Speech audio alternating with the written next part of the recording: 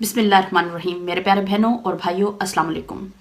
मैं जो आज जो ये वीडियो बनाने का मेरा मकसद है, ये हिंदुस्तान में जो एक वहाँ पे एक स्कीम स्टार्ट की गई है बेटी बचाओ बेटी पढ़ाओ की, तो उसको मैं बेनकाब करना चाहती हूँ और मैं हिंदुस्तान का डबल स्टैंडर्ड जो है वो दुनिया के सामने लाना चाहती हूँ कि हिंदुस्तान की अपने लोगों के लिए पॉलिसीज और जिसको वो अटूट अंग कहता है उसके लिए पॉलिसीज में कितना डिफरेंस है, उसका अपने हिंदुस्तान के बाशिंदों के लिए और कश्मीर के लोगों के लिए इंसाफ का पैमाना कितना अलग है। मैं एक स्टोरी शेयर करूंगी हमारी कश्मीर की एक मजलूम बेटी की, एक मजलूम बहन की, जिसकी फैमिली ने मुझे अप्रोच किया और मुझे कहा कि मैं उनकी आवाज बनूं और उनके लिए बात करूं। मैं उनकी शुक्रगुजार हूं, उस फैमिली की शुक्रगुजार हूं कि उन्होंने मुझ जैसी नाचीज को इस लायक समझा। मैं बात करूंगी 14 फरवरी 2016 की, जहां काकापुरा में एक इनकाउंटर जारी था। वहां पे दो मुजाहिदों की खबर थी और आर्मी ने इलाके को घेरे में लिया हुआ था, जिसमें से एक मुजाहिद को जो है शहीद किया गया और दूसरा मुजाहिद जो है वो वहां से भाग गया। और उस एरिया में दो लोगों को जब पता चला कि यहाँ पे इनकाउंटर हो रहा है तो इर्द गिर्द से जो है लोग जमा हो गए और वहां पे स्टोन पेल्टिंग हुई और आर्मी ने जो है टेयर शेल फायर किए, उन्होंने बुलेट्स फायर किए और इतने में जो है एक और दूसरी तरफ से जो है एक और बटालियन आती है, लिलहारा की तरफ से लिलहारा बटालियन आती है और वो पूरे इलाके को घेरे में लेकर शुरू से ही आते ही फायरिंग शुरू कर देती है। और वहां पे एक इंजीनियर जिसका नाम दानिश फारूक था, उसके सर में गोली लगती है और वो मौके पर ही शहीद हो जाता है। फिर वो पूरे इलाके को जब उन्होंने घेरे में लिया तो वो वहां पे शाइस्ता जो कि अपने घर के अंदर चार दीवारी के अंदर बैठी हुई थी, लेकिन बदकिस्मती से उसका गेट खुला था और एक आर्मी वाले की नजर खुले गेट पे पड़ती है और वो देखता है कि शाइस्ता जो है सहन में बैठी हुई है और वो उसके ऊपर डायरेक्ट फायर करता है और उसको गोली लगती है।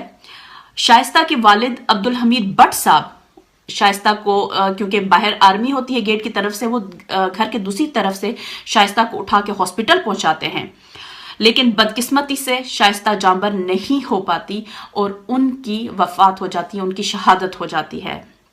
शहादत के 1 से 1.5 महीने के अंदर उनका MA का रिजल्ट आता है जिसे वो क्लियर करती हैं। जो शाइस्ता के जो वालिद हैं वो अपना जो रिपोर्ट है वो लिखवाने के लिए पुलिस स्टेशन में जाते हैं काकापुरा में, और वहां पे जो SHO होते हैं सरजान, वो उन्हें कहते हैं कि आप जो है डिस्ट्रिक्ट पुलवामा पुलिस स्टेशन में जाएं और इस वहां पे जो है आप रिपोर्ट लिखवाएं।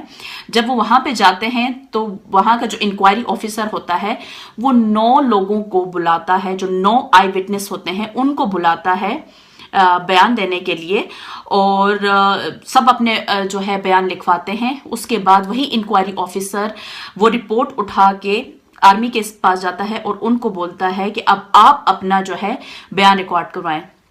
लेकिन 14 फरवरी 2016 से लेकर आज तक आर्मी की इतनी हठधर्मी कि आर्मी अपना बयान रिकॉर्ड नहीं करवाती और आज तक शाइस्ता को इंसाफ मिलना तो दूर, उसकी आज तक FIR भी नहीं काटी गई।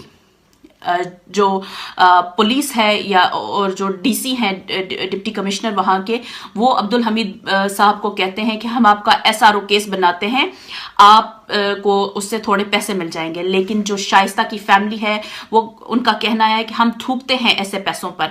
2-3 लाख रुपए जो है मेरी बेटी के जो है का खून मैं उसमें नहीं बेच सकता। मुझे वो अगर अरबों खरबों भी दे मैं तब भी अपनी बेटी का खून बेचने के लिए मैं तैयार नहीं हूं।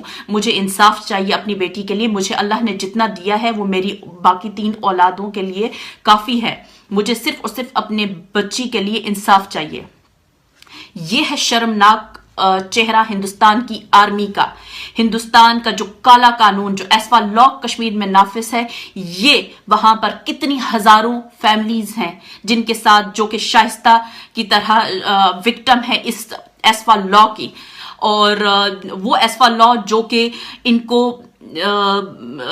अथॉरिटी देता है कि वो कश्मीर में घरों के अंदर घुसे, किसी को भी कत्ल करें, वो जवाबदेह नहीं है, उनसे कोई कुछ नहीं पूछ सकता। और मैं चाहती हूं कि कश्मीर का बच्चा बच्चा शाइस्ता की आवाज बने, और तब तक आवाज बने जब तक कि शाइस्ता को इंसाफ नहीं मिल जाता। ये सिर्फ शाइस्ता की लड़ाई नहीं है, ये हमारी अपनी लड़ाई है, ये हमारे हक की लड़ाई है। उन तमाम हम मुतालबा करते हैं कि उन तमाम ऑफिसर्स को जो कि उस इनकाउंटर में इन्वॉल्व थे, उन सब की जो है इंक्वायरी की जाए। और महबूबा मुफ्ती साहिबा, आप तो एक औरत है, आपको शर्म आनी चाहिए, आपको शर्म आनी चाहिए। एक औरत होकर आप एक औरत को इंसाफ नहीं दिलवा सकती। आपने तो ढीठपन की, आप इंतहा कर दी है। आप क्या इंटरनेट पे इन सब चीजों पे आप बैन लगा के आप समझती हैं कि कश्मीर की तहरीक को आप दबा सकती हैं, या इन बच्चों को जिनको आप जो है रोजाना की बुनियाद पे शहीद कर रही हैं, उनको जो है आप घरों में बिठा सकती हैं या उनकी जुबान बंद कर सकती हैं। किस किस को गोली मारेंगी, किस किस को शहीद करेंगी, कितना खून? क्या आपके आकाओं का पेट अभी तक नहीं भर रहा? 2016 से लेकर अभी तक आप लोगों ने कितने लोगों को शहीद किया है? 10,000 से ऊपर लोग जो हैं जख्मी हैं। कितना कितना और कितना खून और कितना जुल्म की भी एक इंतहा होती है। आज कश्मीर का बच्चा बच्चा खड़ा हुआ है, बच्चा बच्चा खड़ा है, और वो आज कश्मीर की आजादी की बात कर रहा है। और आज सिर्फ एक एक बच्चा खड़ा है। आप डरें उस दिन से जब हिंदुस्तान की 16 तहरीकें मुत्तहिद होकर एक बड़ी तहरीक की शक्ल में सामने आएंगी। तो उस दिन हिंदुस्तान क्या करेगा?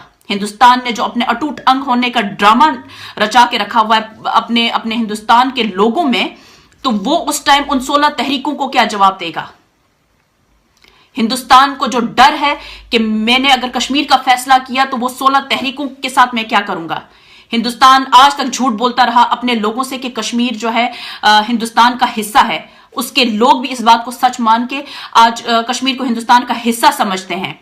लेकिन जब ये 16 तहरीकें अपनी आजादी की बात करती हैं, तो हिंदुस्तान के लिए मुश्किल हो जाता है कश्मीर डिस्प्यूट का फैसला करने का। अगर हिंदुस्तान ने शुरू से ही अपने लोगों से सच बोला होता तो आज ये नौबत हिंदुस्तान के सर पे ना पड़ी होती कि ना वो कश्मीर का फैसला कर पा रहा है, और बाकी 16 तहरीकें जो खड़ी हैं उनको देने के लिए भी हिंदुस्तान के पास कोई जवाब नहीं है, ना ही कोई जवाब है। तो मैं तो अब चाहती हूं कि ये जो हिंदुस्तान की 16 तहरीकें हैं, इनके लीडर्स सारे खड़े हो जाएं, और ये जो वहां पे एक्सट्रीमिज्म फैल रहा है, और ये 16 तहरीकों के लोगों को चाहिए कि एक दूसरे को सपोर्ट करें, और ताकि अपने अपने रियासत की जो है आजादी की जो है वो बात करें। मैं हिंदुस्तान के पर्सनल और इंटरनल मैटर्स में इंटरफेयर नहीं करना चाहती थी, लेकिन हिंदुस्तान ने आज कश्मीर के बच्चे बच्चे को मजबूर कर दिया है, इसी नाइंसाफी से, इसी जुल्म से, इसी बर्बरियत से, इसी कठोरपन से, और इसी आर्मी की गुंडागर्दी से, कि आज हम अपने वतन के लिए जो है एक एक बच्चा सिपाही बना हुआ है, और वो चाहते हैं कि हिंदुस्तान की फौजें जो है हमारी सरहदों से, हमारी जमीन से, हमारी सरहदों से अलग की जाए। बहुत शुक्रिया।